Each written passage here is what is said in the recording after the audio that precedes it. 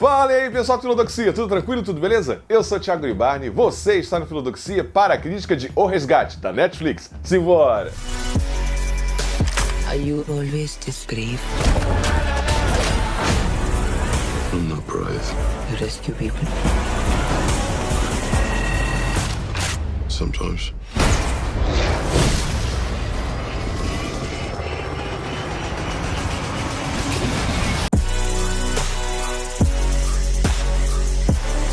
E aqui você já sabe, eu já vou pedindo logo, deixa o seu like maroto, se inscreve no canal, caso ainda não tenha se inscrito, deixa um comentário no final, ativa o sininho para receber as notificações e agora sim, bora começar! Eu acho que eu não falei até aqui, não falei até agora, mas essa crítica, esse review é com spoiler, tá? Se vê que não tem muito spoiler, mas aqui no final do vídeo eu vou discutir o final do filme, aquele final do filme ali, e aí a gente discute ele, mas até lá eu vou dar muito pouco spoiler ou quase nenhum spoiler, então se você quiser ficar ou tiver pouco problema com spoiler, fica aí, beleza? Então tá avisado, essa crítica contém spoiler.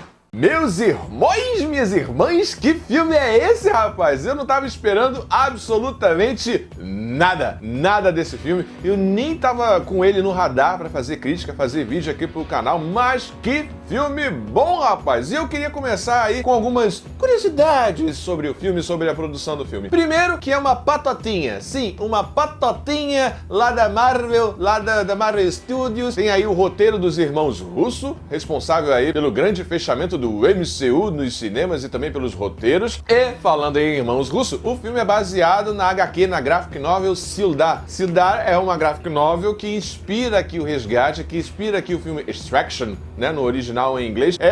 Obviamente, essa graphic novel se passa na América Latina, Sildar, Sildar, deu pra entender? E aí, no filme, é transportado para o contexto da Índia. Mas, basicamente, a dinâmica ali do Tyler e dessa questão do resgate, da missão de extração, é mantida aqui no filme. Então, primeira curiosidade, patotinha Marvel. Sim, patotinha por quê? Só porque tem os irmãos russos? Não, cara! Todo mundo tá aí, obviamente, o Chris Hemsworth. Eita, o mão danado. Ô, editor, bota aí o Chris Hemsworth para brindar os nossos olhos, todo molhadinho aí. Olha que beleza.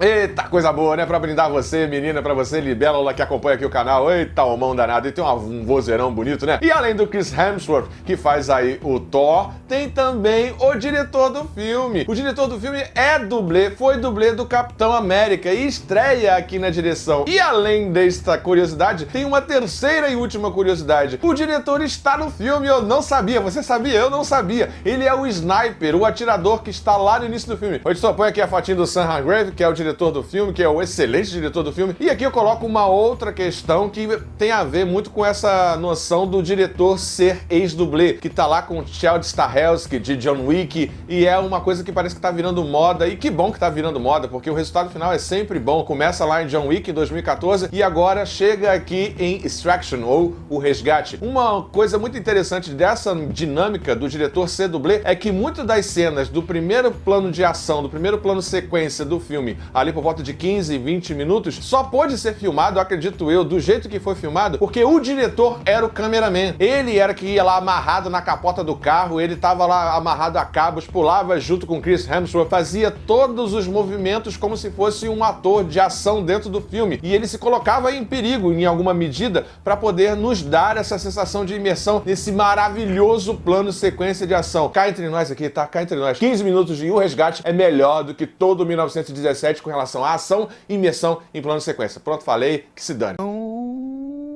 Então vamos aí analisar o filme em suas peripécias, em suas nuances. Primeira questão do roteiro. O roteiro é simples e que bom que é simples. Nada demais. Tem lá aquela briga entre dois chefes de duas facções rivais lá na Índia. Um sequestra o filho do outro e aí você chama um mercenário para poder fazer essa extração, para poder fazer esse resgate. E tem aí basicamente a trama, nada demais, nada de profundo. Nem os personagens são muito aprofundados, mas eu gostei de algumas coisas assim do roteiro que mesmo na sua simplicidade, dão camadas aos personagens e é menos maniqueísta do que eu esperava. Como, por exemplo, o opositor do Chris Hemsworth, aquele que era o tutor do menino que é sequestrado, do Ove, salvo engano. Tem uma camada interessante ali da motivação dele fazer o que faz dentro do filme, a justificativa das habilidades marciais dele, das habilidades táticas dele e o plano imbecil, idiota que ele opera ali para tentar sair da situação complicada de ter perdido o filho do chefe. Eu gostei disso, dessa camada dele ali. Assim como tem outros personagens que aparecem outras motivações, um lado humano ou um lado mesmo interesseiro, pensando no dinheiro. Acontece também algo parecido com o personagem ali, o camarada do Tyler, o David Harbour. Mas o Tyler, o Chris Hemsworth, é super tranquilo. Ele é um homem, digamos assim, plano, né? Ele é objetivo, operacional e tá se sabotando e tá passando pela questão do luto. E falando em luto, achou que não ia ter momento filosófico em filme de ação?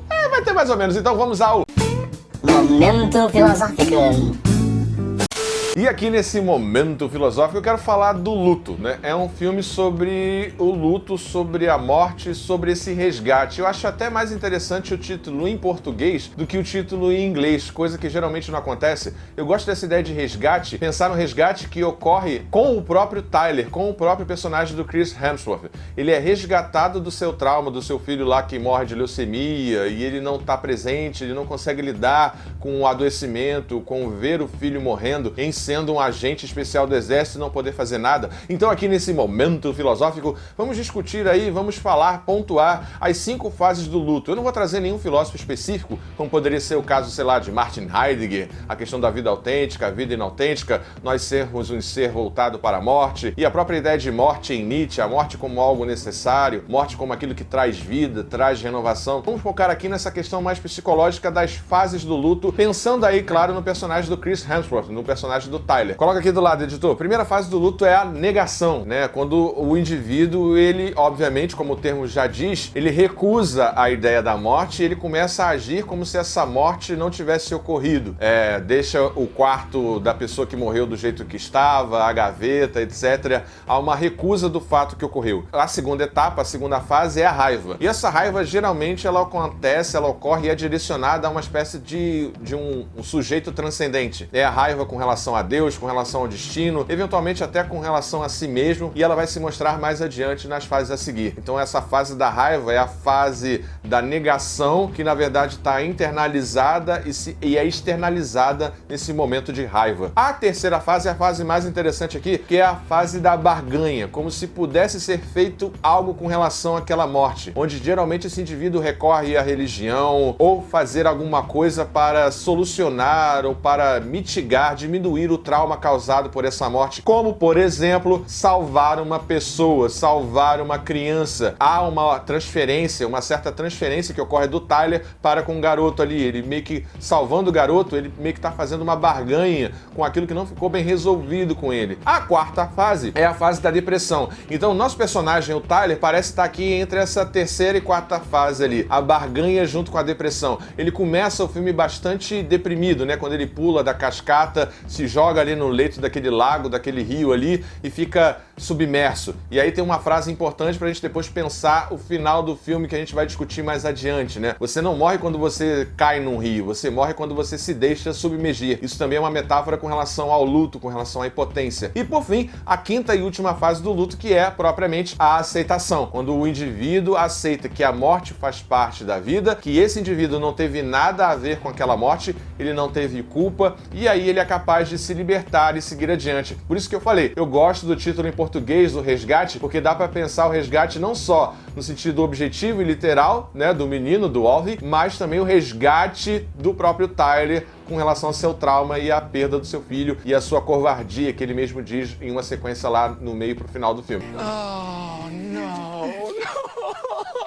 Beleza? Então, bora voltar pra crítica. E como destaque, assim, sem ser o Chris Hemsworth, eu gosto desses dois personagens indianos aí, os locais, que é a Nikki, a personagem da Nikki, que é a única mulher a única mulher, né? A única mulher do filme. Olha só que bosta, né? Só tem ela, assim, de relevante na história. Gostaria de ver mais dela. Ela parece muito operacional, assim, dos bastidores, mas pro final do filme ela mostra ser tática, ela mostra ser mortal. Você sabe do que eu tô dizendo, não cheguei dando spoiler, mas você sabe do que eu tô dizendo. Então eu gostaria de ter visto mais, apesar de ter gostado muito do personagem dela e de repente vai, quem sabe, numa continuação a gente consegue ver um pouco mais dela. Gostei muito do personagem do Sahin, que faz o antagonismo aí com Chris Hemsworth durante boa parte do filme, aquele que deveria ficar na guarda do Ov, do menino Ov. Gostei dele, ele faz um bom contraponto emocional e no nível de ação com Chris Hemsworth. A fisicalidade é muito boa.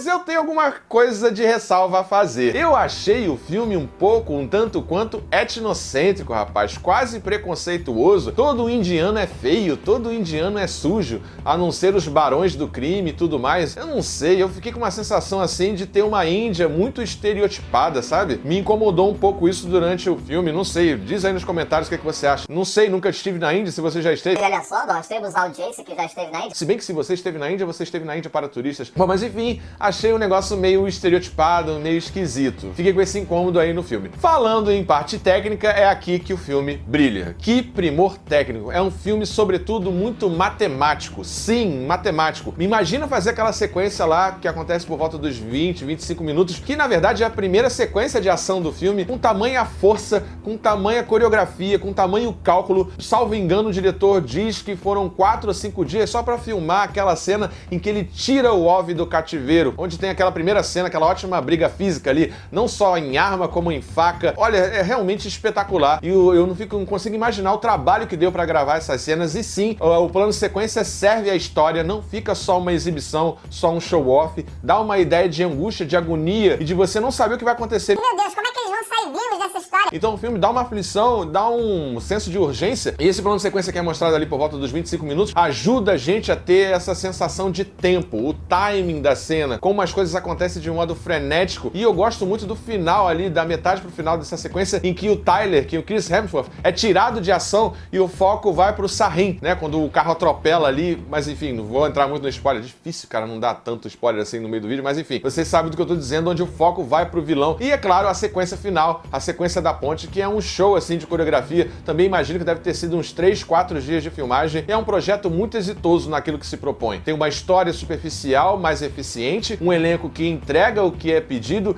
e uma técnica absurdamente apurada que leva e eleva o nível dos filmes de ação a um patamar que eu acredito sinceramente que não tem como voltar atrás. Com essa questão lá do John Wick, do Chad Stahelski, lá em 2014, e agora em Um Resgate, os filmes de ação têm um parâmetro, o sarrafo ficou mais em cima. Tem que ser daí pra cima, daí pra frente, não dá mais pra fazer o que era antigamente. E agora sim, vamos falar do final, vamos dar os spoilers, ou o spoiler mais pesado aqui do filme, sobre a morte do Tyler. Primeiro, o que significa aquele final? Significa dinheiro, meus amigos. Você acha que a Netflix é otária? Não. Você acha que a Netflix é trouxa e que ela não faz sessão de testes? E realmente 50% ali do público ficou dividido entre se o Tyler viveu ou se o Tyler morreu. Então, decidiram fazer um final aberto. O final original, dito pelo próprio diretor, Todo mundo morreu. é sim a morte do Tyler. E eu gosto desse final. Eu gosto dessa ideia do herói que não é imbatível, do herói que não é invencível. Eu gosto dessa noção. Mas deixaram um final em aberto simplesmente por conta de grana. Não é pra ser um filme cabeça e e espiritualidade e psicologia. Não, não é isso. É só por causa de grana e pra se o filme emplacar, se o filme der certo, você tem lá o personagem pra uma eventual continuação e por conta dos testes, das exibições testes para o público. Beleza? É só isso. Agora dá pra gente pensar assim, tentar interpretar. A primeira opção é que ele morreu. Sim, morreu, acabou, fim da história. Aquele vulto que aparece ali pode ser algumas coisas. Primeira não, a única coisa que eu acho relevante, porque tem uma suposição que é muito tosca, cara, que o menino pula da piscina e o menino morreu, aí o menino morre na piscina, aí quando ele morre ele vê o vulto do cara. What the fuck?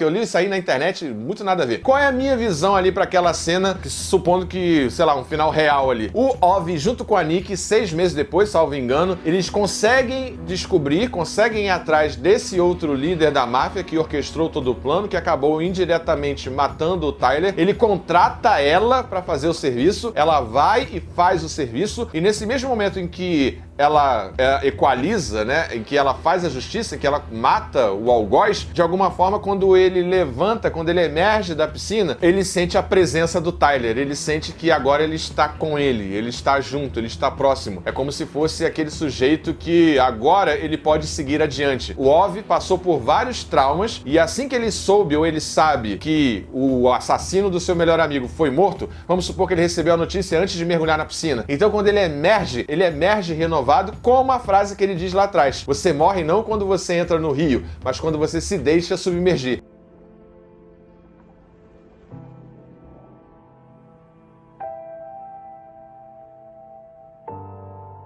Quando ele sai, ele sente o amigo Tyler vingado, ele sente a presença desse amigo e agora ele pode sim seguir adiante. Esta é a minha interpretação para o final, lembrando que o final é aberto. Dinheiro, meus amigos, dinheiro, meus amigos. Bom, então por isso tudo, a minha nota para O Resgate é nota 8.8. Sim, 8.8. O filme perde alguns pontos pra mim, muito por conta dessa questão, dessa estereotipação da Índia e um roteiro às vezes facilitado demais com deuses ex-máquina e situações muito convenientes que apelam um pouco pra minha suspensão de descrença. Mas no final, no cômputo final, no produto geral, é um excelente filme de ação que vale a pena sim ser visto. É isso, pessoal. Espero que você tenha gostado dessa crítica. Não esquece de deixar o seu like, deixar o comentário, ativar o sininho para receber as notificações e até a próxima, pessoal. Tchau, tchau!